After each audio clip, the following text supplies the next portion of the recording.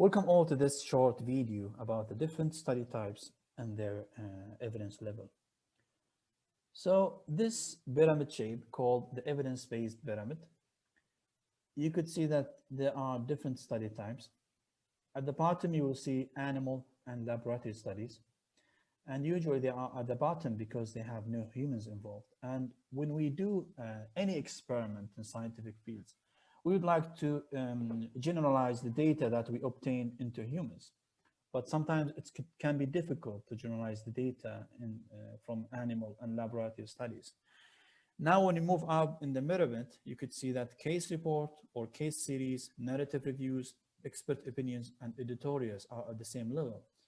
Those types of studies, if you can call them, they have no design and they only reflect the author opinion. So the quality or the evidence of the information cannot be trusted. Now, when you move up, there is case control studies and there is also cohort studies, and both the two types of study called observational studies. And the difference is that case control studies, they are retrospective studies.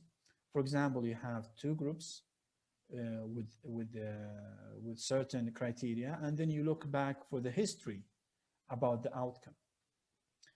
For cohort, there are prospective studies. So you have, for example, one or two groups, and then you do multiple measurements in future, not in the history, for example, as case and case control studies.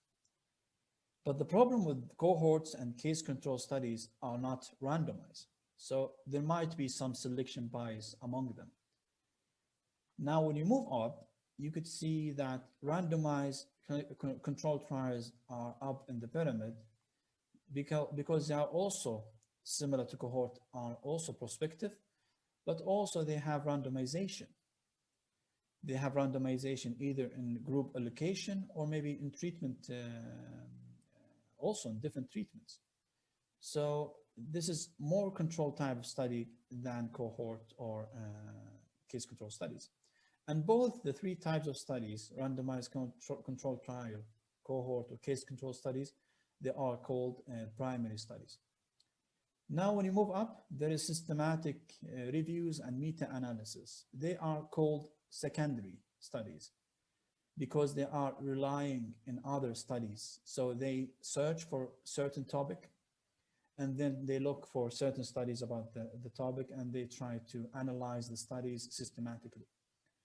Also, there is clinical practice guidelines.